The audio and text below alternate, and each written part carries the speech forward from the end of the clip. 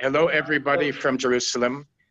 Yes, I hope you are now have joined our webinar about the reality, the elections and the reality in East and West Jerusalem. I am Hillel Schenker, and we have two guests who will be our panelists. That's Gershon Baskin and Aziz Abu Sarh. And we are all sitting, I believe, in Jerusalem. I'm in the German colony. And I know that I see that someone says hello from everyone. So it's very good that you're out there and listening to us. We just, about a month ago, had municipal elections in Jerusalem, actually throughout Israel. But in Jerusalem, they were particularly interesting because there was the question of would a Palestinian list run in the Jerusalem municipal elections? And we're going to be getting into that. What happened? What are the potential? What are the possibilities? But I would like now Gershon Baskin, who has been living in Jerusalem for 40 years. 40 years. 38 years. 38 years. I have been spending part of every week for the past 16 years in Jerusalem, but I'm a Tel Avivian, an outsider observer. So Gershon, please say a few words about yourself and then describe briefly and concisely the reality in Jerusalem, East and West. Okay, so good evening, everyone from Jerusalem. Gershon Baskin. As Hillel said, I've been living in Jerusalem for 38 years. I've been in Israel originally from New York for the last 40 years, of which all the time that I've been here working on issues of Jewish-Arab coexistence, Israeli-Palestinian peace.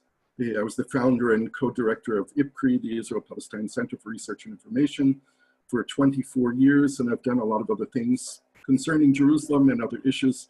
Over the last years, I'm working mostly on the development of renewable energy, commercial scale renewable energy in Palestine and Egypt.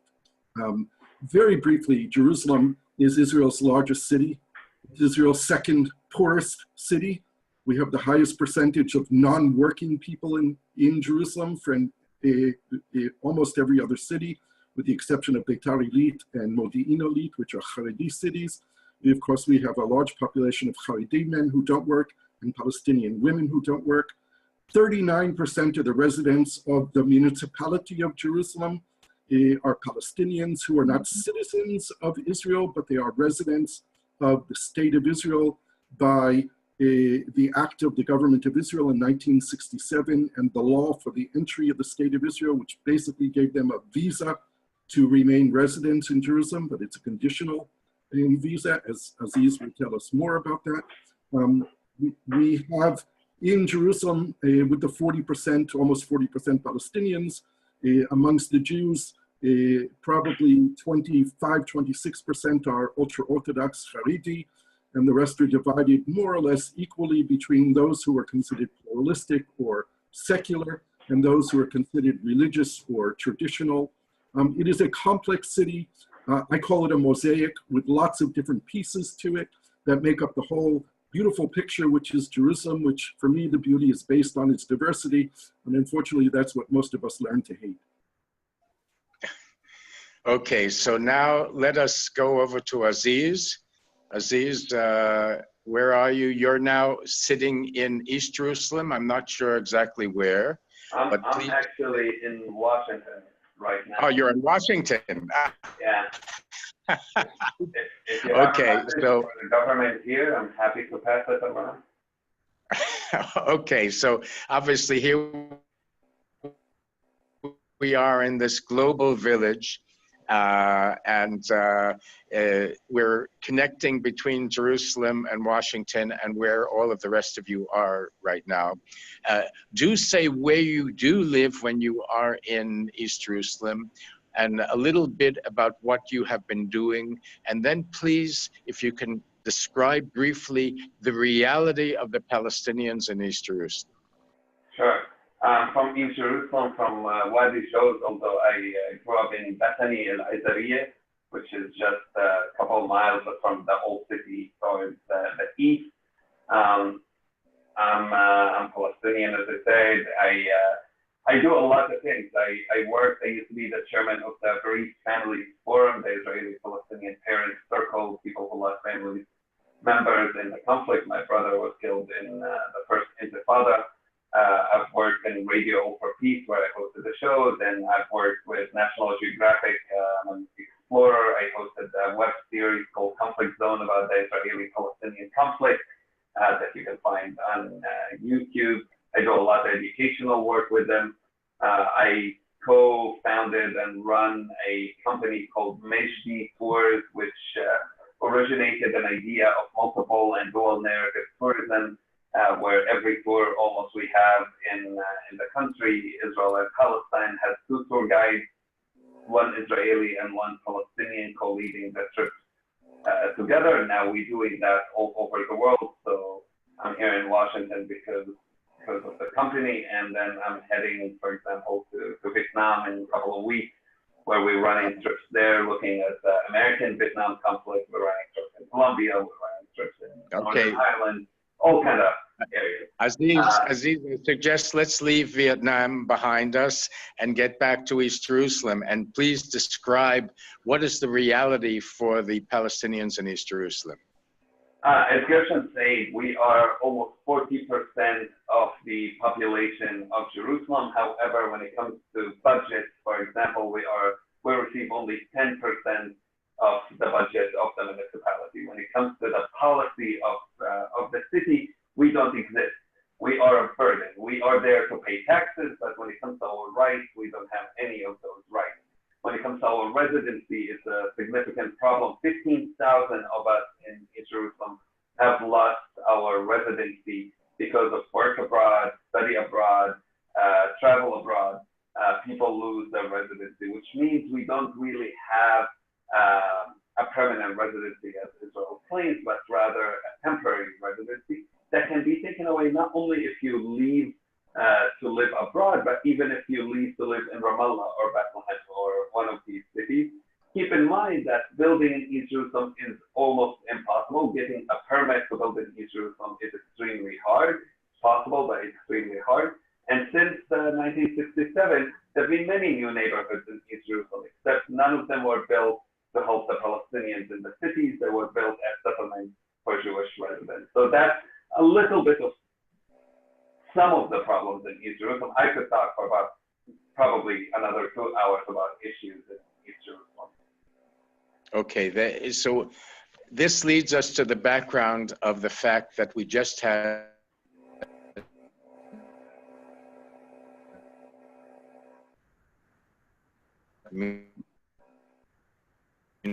municipal elections, and you were involved in an attempt to run a Palestinian the right to vote in elections, but in theory they do have the right to vote in the municipal elections. And by the way, two things I forgot to mention. One is that I have my awareness of Jerusalem is the fact that I am the Israeli co-editor of the Palestine-Israel Journal, which is a joint Israeli-Palestinian publication based in East Jerusalem. And the second thing I want to mention is that all of you out there will be welcome to ask questions at the end of our discussion. So please, as we're talking, put down your thoughts and questions to be asked later, and the panelists will respond to them. Now let us get to the fact that a month ago, we had municipal elections. And I'd just like to mention the fact that last night I was at a Hanukkah party in Tel Aviv, where there were about 50 diplomats and 50 peace activists. Gershon will recognize that it was hosted, therefore, by Alice Krieger. And the Norwegian ambassador, who obviously we just marked the 25th anniversary of the Oslo Accords, which the Norwegians helped to host and facilitate. He said he really wished that the Palestinians would run and would vote because it would shake things up and it would ensure that Israelis would understand what is the meaning of a one-state Israeli-Palestinian reality. Hillel, it's interesting because most of the diplomats here, most of the ambassadors and consul generals said that Aziz and I met with them all during the campaign period, and they were all very enthusiastic, but not one of them helped us. Not one. Not one. Yes. They talk about this democracy, but didn't come to our aid, including the very nice Norwegian ambassador.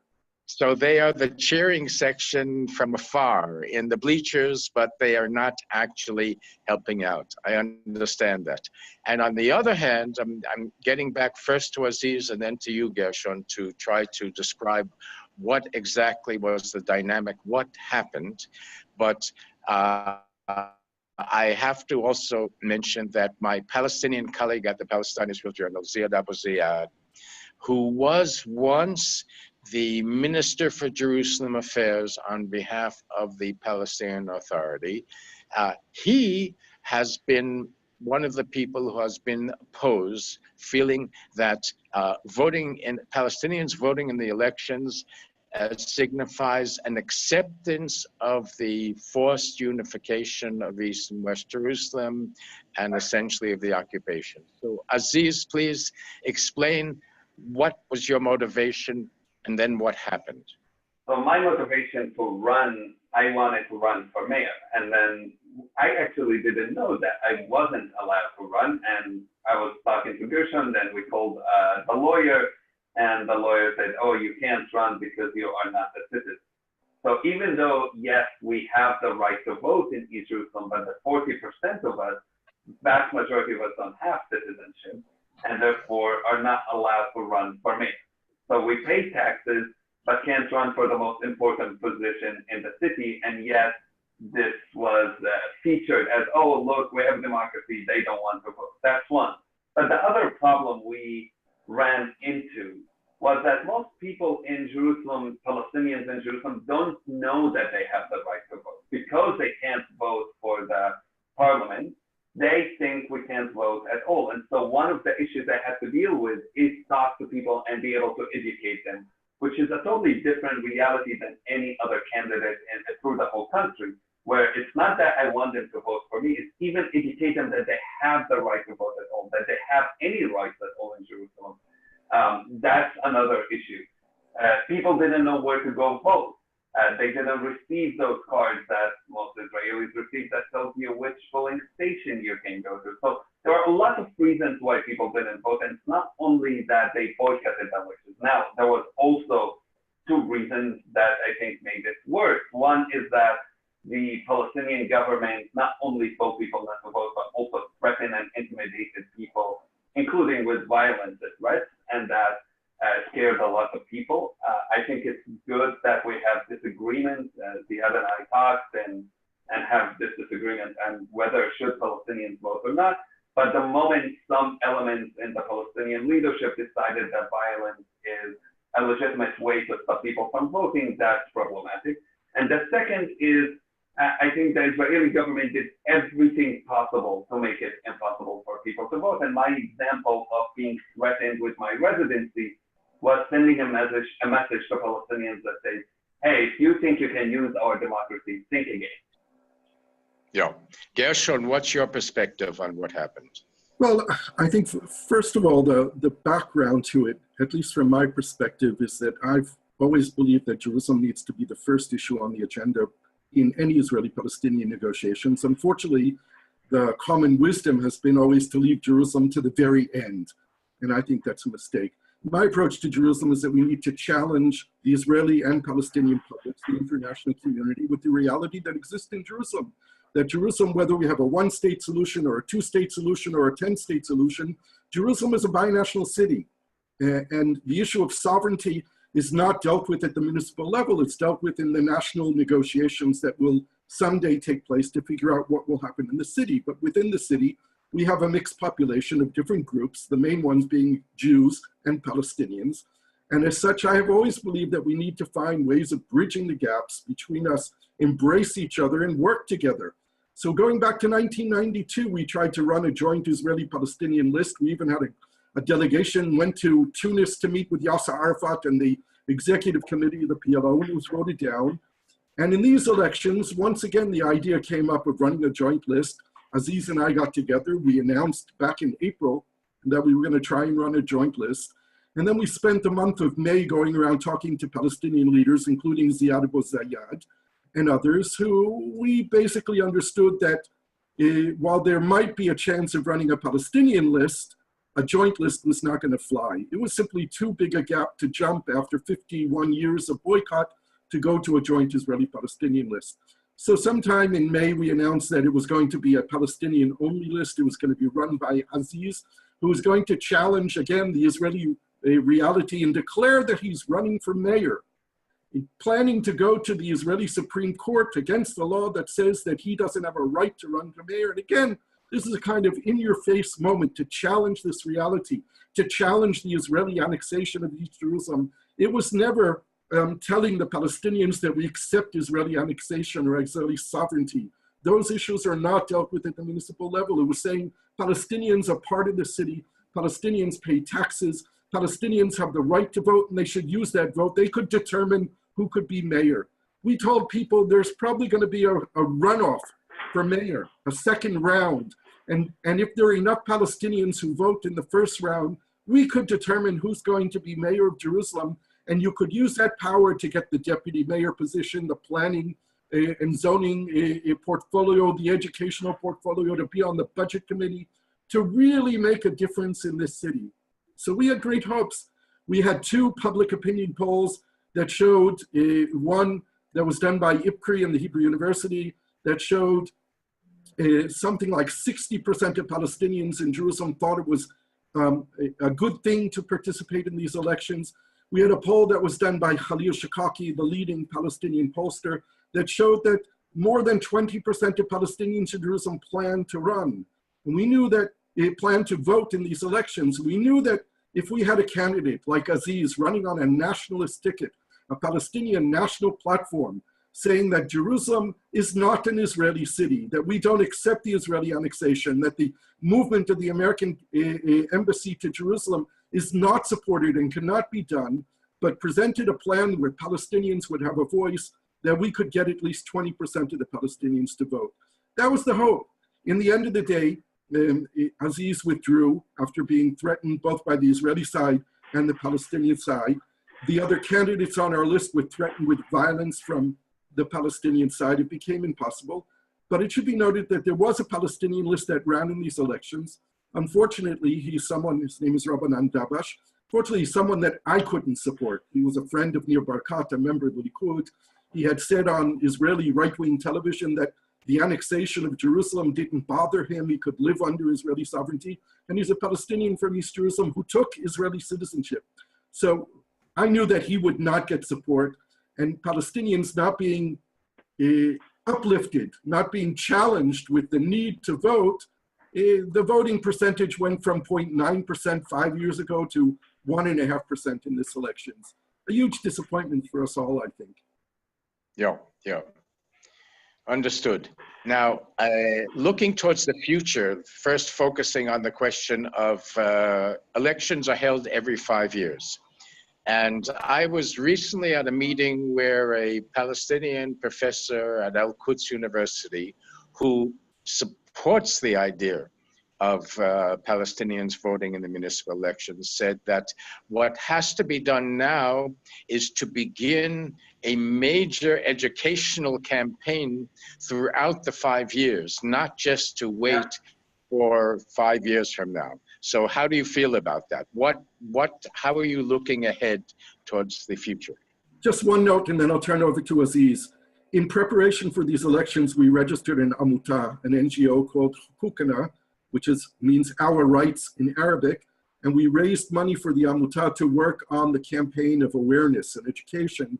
And actually the Amuta was left with finance, was left with money, and Aziz and the Palestinian colleagues from the list are now taking over Hukukana and developing a plan and a strategy for the next 5 years. Aziz. Okay, so now let's hear from Aziz what the plan is. Yeah, I think we have a lot of work to do. I think we started a bit too late in this time, and we learned a lot from what happened and the issues that we face. So there's a lot of work to do on education. There's a lot of work to do on explaining why participating in the election is not normalization, is not accepting Israel occupation of the city, that actually it's the opposite. Right now, with Moshe Leon winning the election, I guarantee you that Palestinians in East Jerusalem for the next 5 years will suffer tremendously. We will have more settlements being built, we'll have more house demolition, and the people who stood against the elections will have no alternative to offer, no strategy whatsoever. All they could say is, we shouldn't participate in the elections.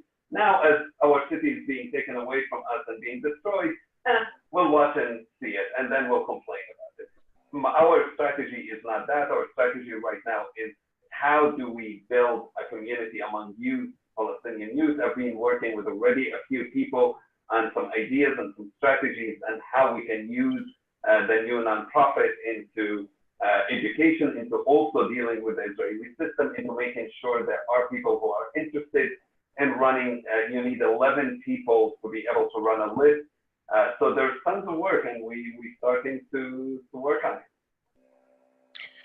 Before we go into other aspects of the reality in Jerusalem today, I must say that as a Tel Avivian, I'm fortunate to have been in a situation where we had 3 essentially moderate or left-wing candidates who were the serious candidates for mayor.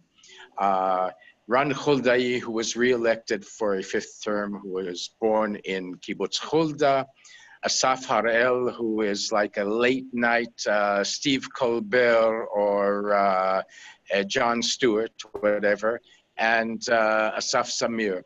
Gershon, maybe you can just say a few words about the 2 candidates who ended up being in the runoff and what happened between them.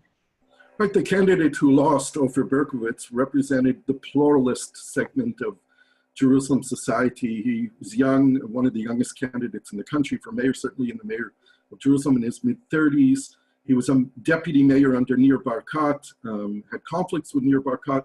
He was a kind of an easygoing person who wanted to preserve the pluralistic nature of Jerusalem. He campaigned largely, but not exclusively, against the threat of the Haredization of the ultra-Orthodox takeover of Jerusalem, but he also reached out and had support from the ultra-Orthodox community. Moshe Leon, who won, is a person who ran in the election 5 years ago and lost after he had moved to Jerusalem shortly before the elections from Givatayim. He's an accountant. He was at one point director of the Prime Minister's office under Netanyahu during his 1st term in office. He's supported by Shas on the one side and Avigdor Lieberman on the other side. He, though, is not an extremist in any way, not a religious extremist. I wouldn't even call him a right-wing extremist. It was interesting, yesterday was the big demonstrations all over Israel against violence against women. And in Jerusalem at noon, there was a demonstration in Safra Square, in the municipality square. And Moshe Leon, the new mayor of Jerusalem, made his first public appearance as mayor. And he made a very, very good speech about what the municipality will do against the violence against women, including allocating money, allocating staff, social workers, training, awareness. It could have been made by Tamar Zenberg from Meretz, the speech that Moshe Leon made. It was very surprising. This does not mean that he's going to be good on other issues, though, and this is a big concern, because he is in the pockets of the Haredim, and he is going to support the right wing of the Israeli government in building more settlements in Jerusalem. Yeah. Now, perhaps we can also now get to the question of civil society in Jerusalem, in West Jerusalem and in East Jerusalem. To what degree, Aziz, is civil society active in East Jerusalem? And is there any possibility of joint activity between Palestinian civil society and Israeli civil society, or at this stage does it have to essentially be parallel work, Palestinians working with Palestinians and Israelis with Israelis? I think at this point, with anti-normalization calls getting louder and louder, it's much harder to do stuff together, where Israelis and Palestinians working civil society together. There are some, and I applaud them. I think this is important.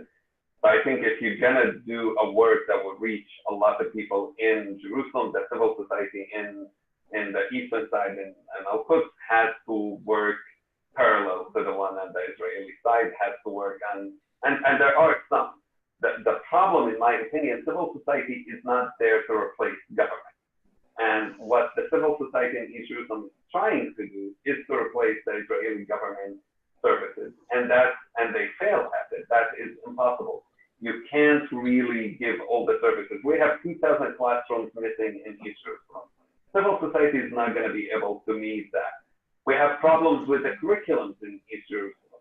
Civil society is not going to be able to deal with that because it's an issue decided by the government. The housing problem. We have 140,000 Palestinians now living outside the wall in East Jerusalem. 140,000, that's about a third of East Jerusalem.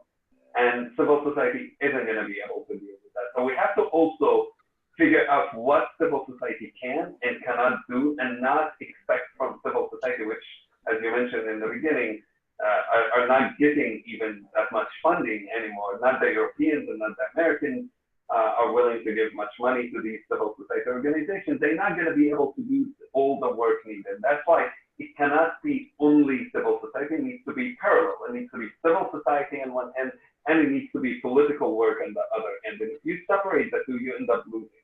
I think what we need the most in East Jerusalem, probably from the civil society on both sides, is a better working, strategizing together, thinking together, who can do what, how can we work together for the better of the city. I think there is a feeling among some that, oh, if East Jerusalem does well, that's bad for West Jerusalem, and that's nonsense. We have to work together in a strategy that is good for all the residents, but politically it does not exclude us in East Jerusalem, and rights-wise does not exclude us.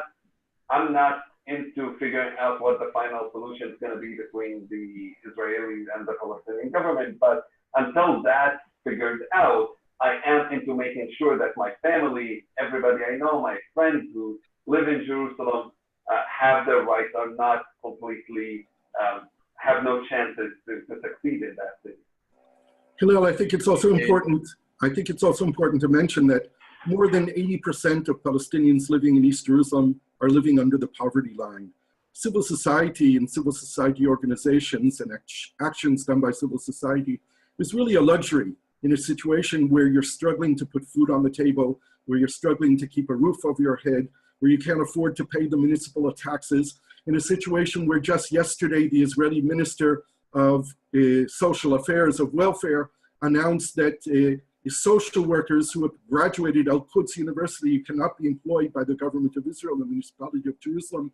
There's a lack of social services. There's real poverty. There's a really desperate situation in East Jerusalem. And people are really afraid of being able to stay in the city and maintain a life here. Okay, before I get to the next area in question, I'd just like to remind all of the people who are joining in on this discussion that soon you will be able to ask questions, but that you cannot do it with your microphone. You have to do it there is an icon which says Q&A or question and answer, and there you should be writing. And that apparently you can only do on a computer and not on a mobile phone, if I understand correctly from the tech people. So please get ready to type in your questions in the Q&A area.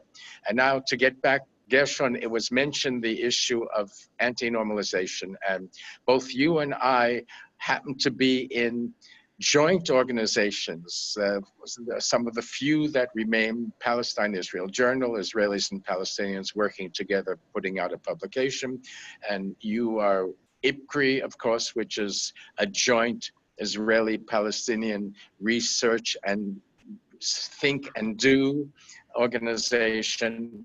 How do you perceive this issue of anti-normalization and how to deal with it?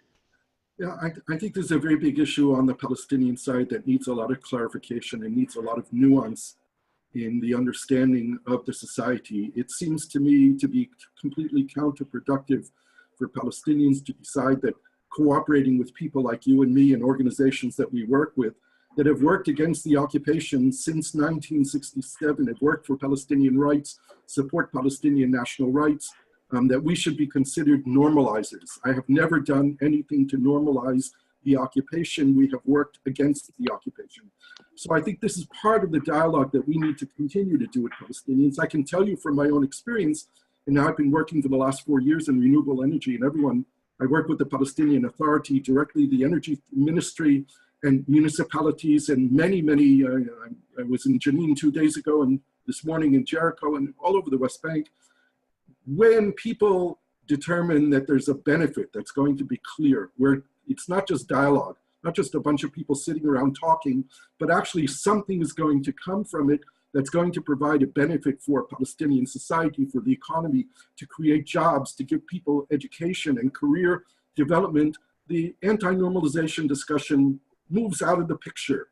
So I think that we need to rethink some of the things that we're doing also and think about how we go beyond dialogue to something that's going to impact people's lives, and we'll get a lot less resistance on this anti-normalization stuff.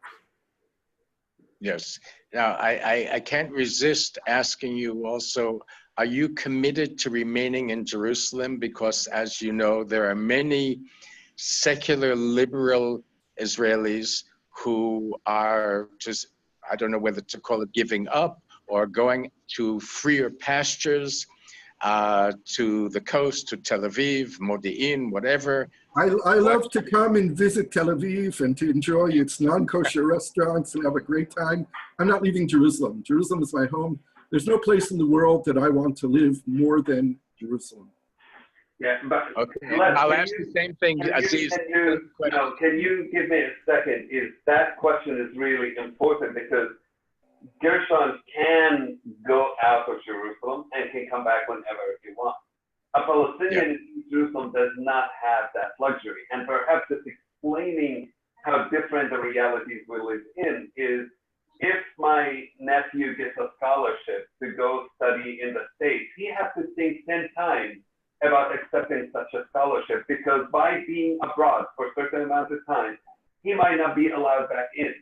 The fact is the moment I took a job that isn't travel, now that's why I was mentioning here I'm going to Vietnam and Colombia. The fact that I'm doing that puts my whole residency in Jerusalem under question. The fact that you become successful is a problem for the state. And that's why we have 80% of people below poverty level. Not because people want to be poor, it's because you're not giving any chance to succeed. You can't study in Palestinian universities and get a job in the workforce in Israel, but you don't make enough money to go study in Hebrew University because it costs a lot more. You can't get any scholarships. You can't get any opportunities abroad to go a few years and come back.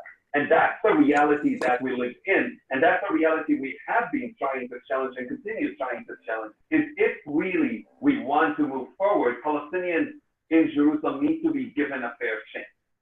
Yes, no question about it.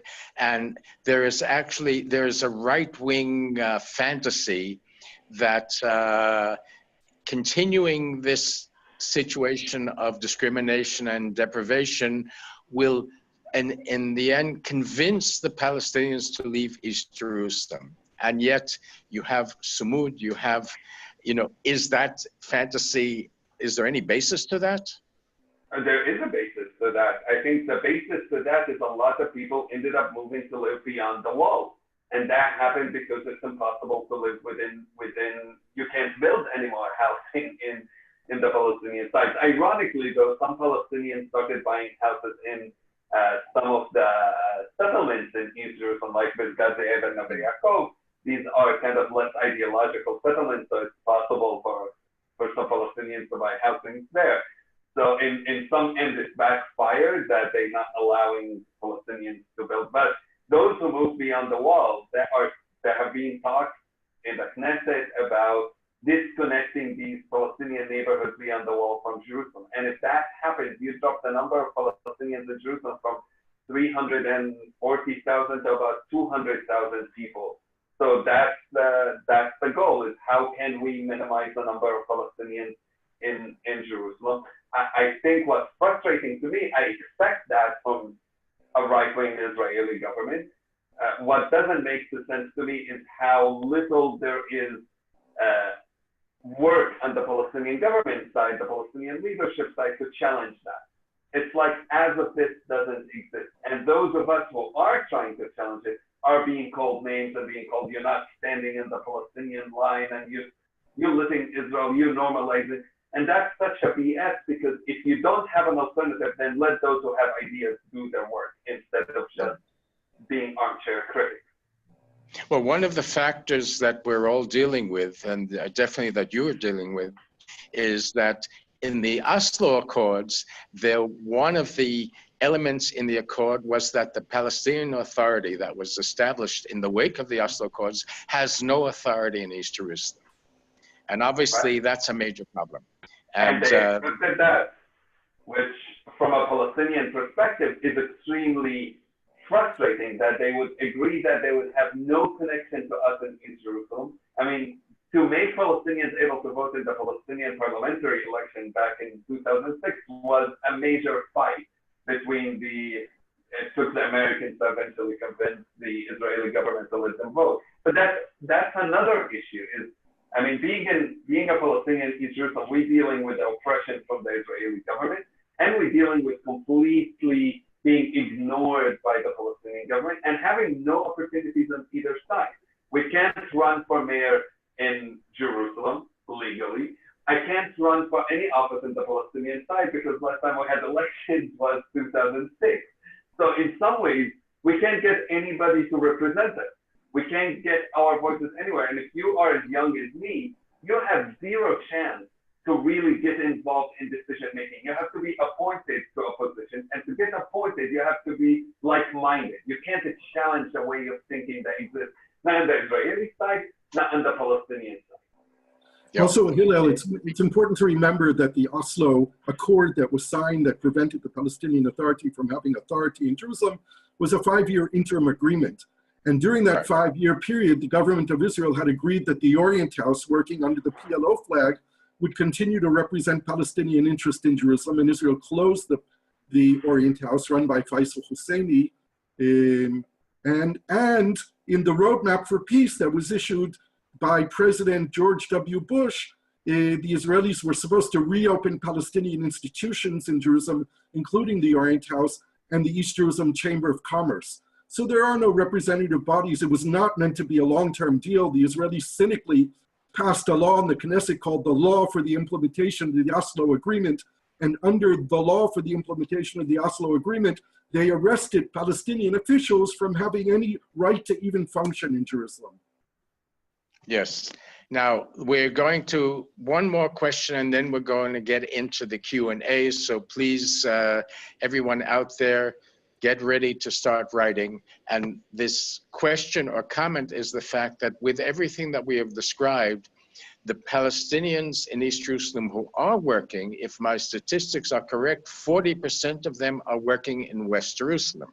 Even 50%. And I experience it directly also because half of the taxi drivers in Jerusalem are Palestinian. So this is another element in the complex reality of Jerusalem. Perhaps a comment about that, Gershon. It's even up to 50% of the workforce in East Jerusalem makes their living either in West Jerusalem or in Israel. And that's part of the economic reality. The GDP, even though Jerusalem is the second poorest city in Israel, the per capita GDP in Israel is $40,000 as opposed to $3,000 in the West Bank and something like $5,000 or $6,000 in East Jerusalem.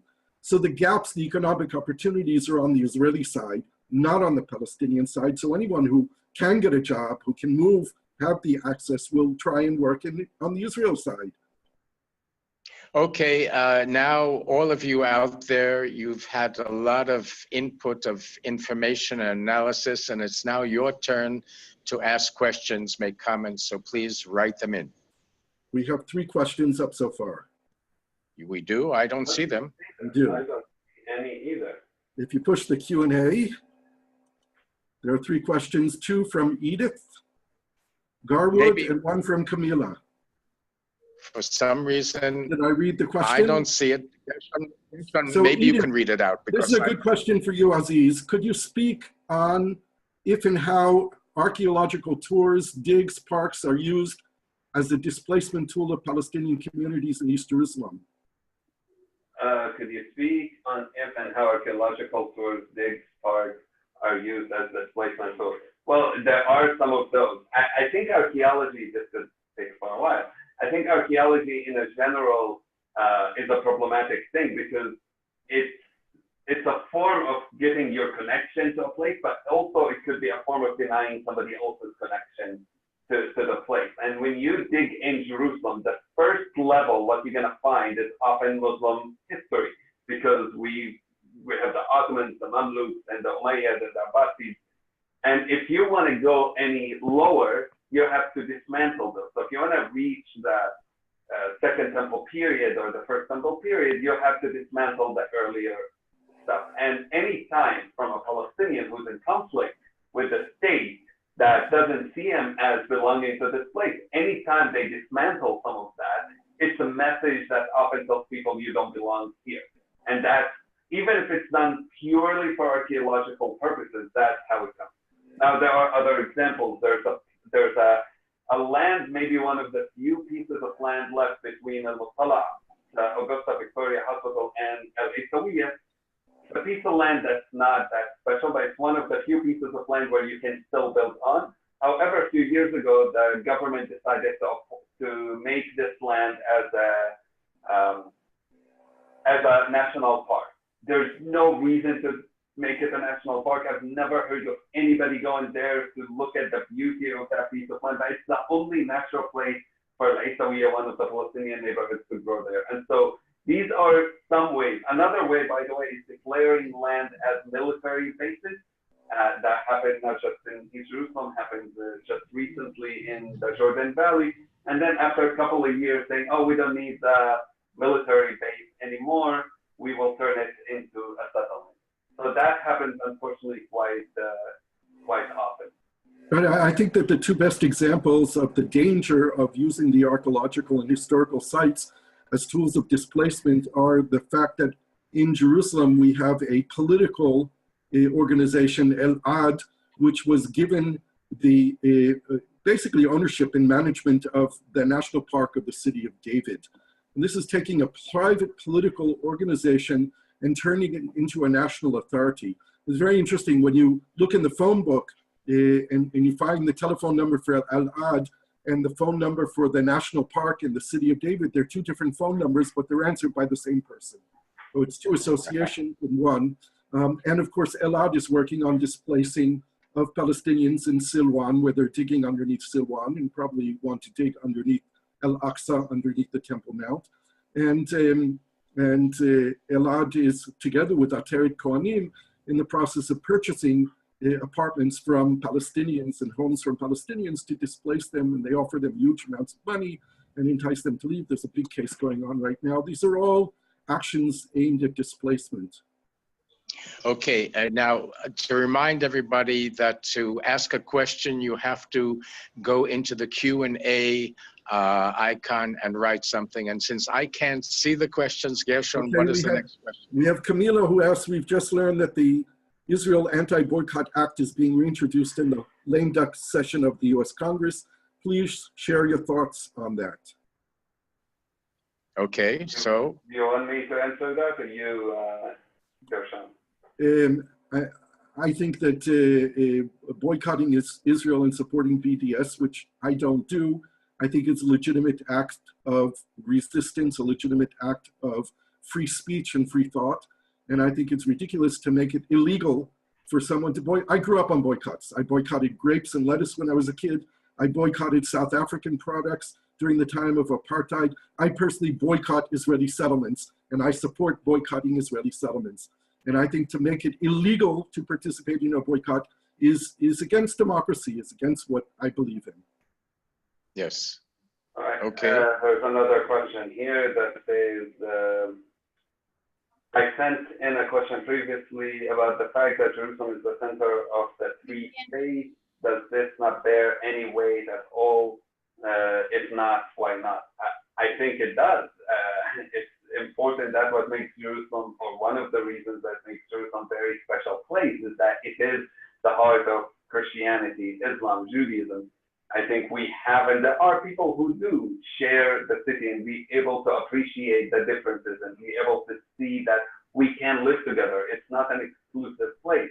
Jews, Muslims, and Christians have at some point lived together very well and have at other points, unfortunately, dominated each other and oppressed each other.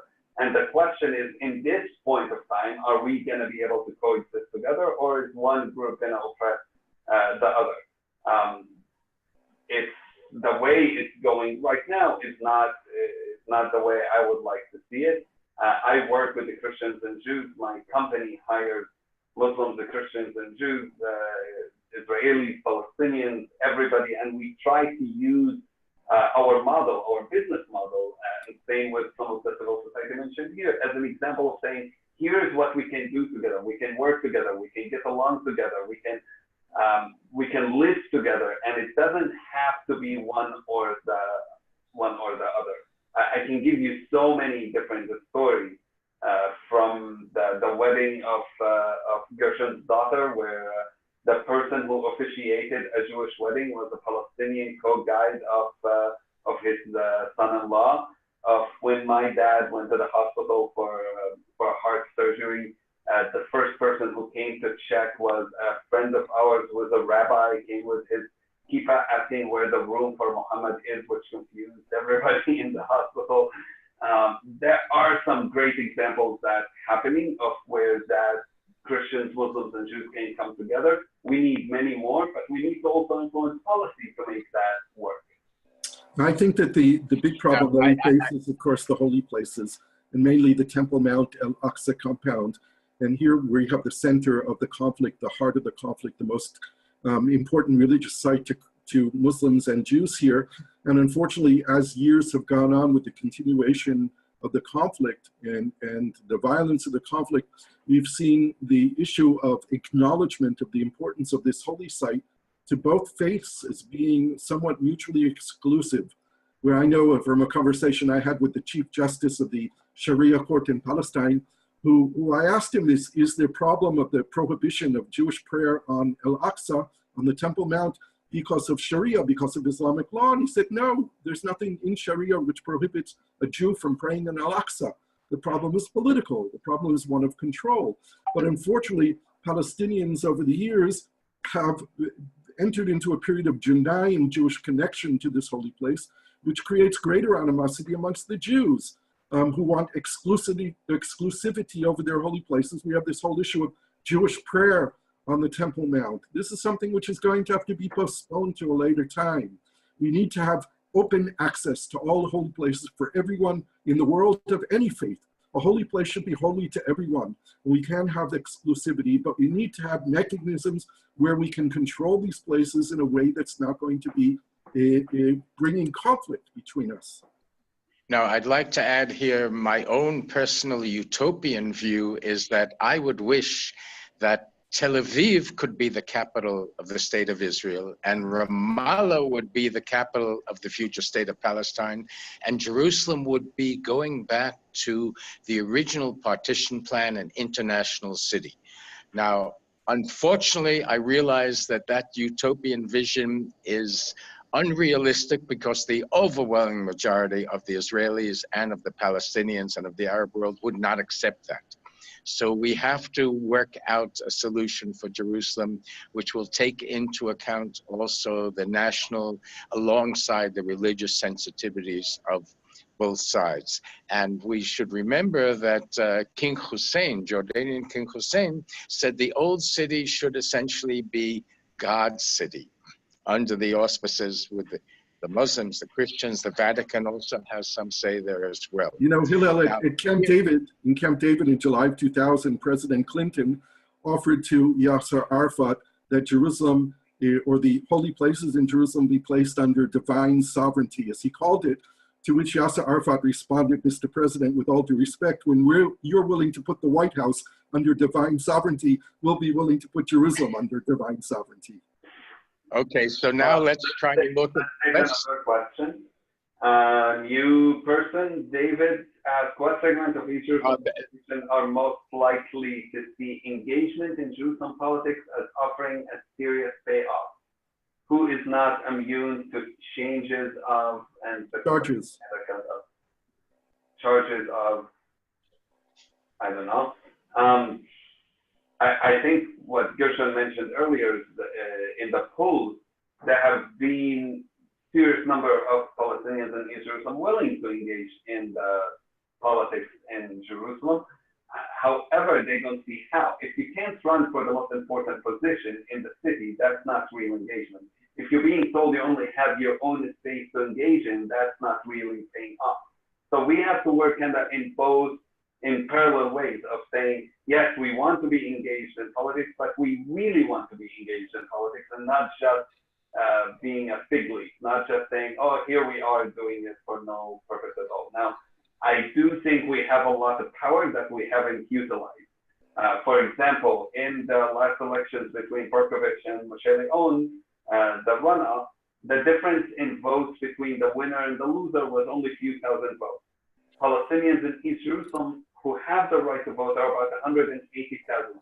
We literally could decide, if it's not even one of us, we could decide who the mayor is. We could decide who controls the city council. If we decide to go and vote in big numbers, that would change the politics in Jerusalem completely. Now, if one of us runs for mayor and able to run for mayor, we actually have that ability to win that position, which would, I understand, scare off a lot of Israelis. But the fact is, I've been living all my life under an Israeli Jewish mayor. I don't see why not Israelis be okay with living under a Palestinian mayor. I mean, at least I do speak fluent Hebrew, unlike all the mayors of Jerusalem so far, who none of them spoke fluent Arabic. And I hire Israelis and Palestinians, which is, again, none of them do that in their own private businesses.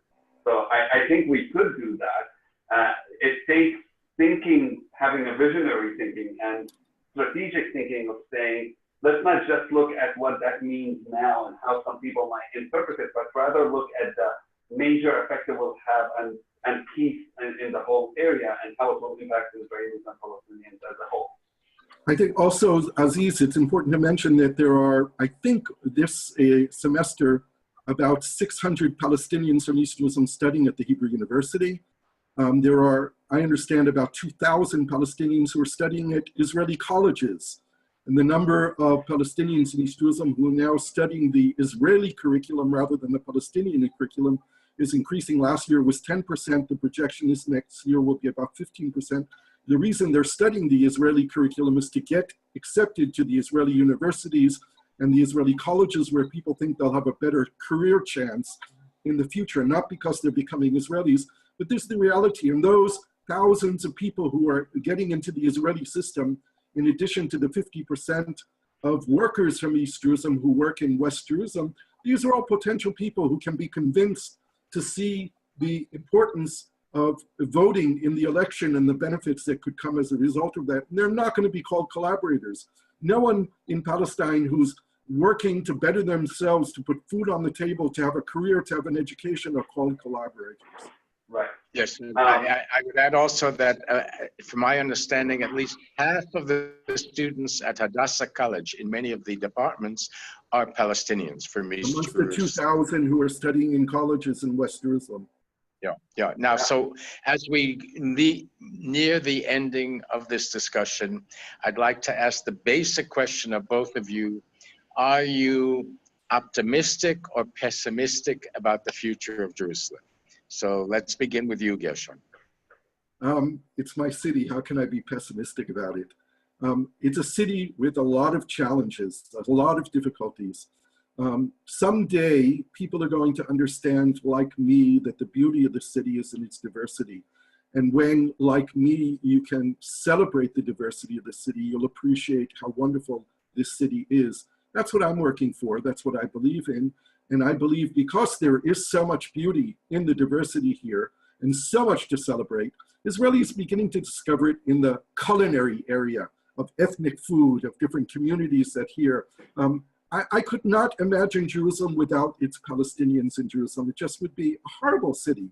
So the richness of the city because of the culture that exists here. There's a whole scene that people don't talk about of youth culture in East Jerusalem, of Palestinian music and Palestinian art and Palestinian literature that's developing places for this to take place. And when I go to these events, I'm surprised all the time seeing young Israelis there too, appreciating it. So I'm optimistic.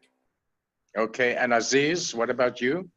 I don't know how to not be optimistic. So I think I'm optimistic because despite everything I've gone through with running for mayor and all the opposition and all the government's opposition, I've met so many people who are supportive, so many people on the Israeli side, so many people on the Palestinian side who are supportive, and especially among young people, among young Palestinians who are coming and saying, finally, somebody is giving us an idea.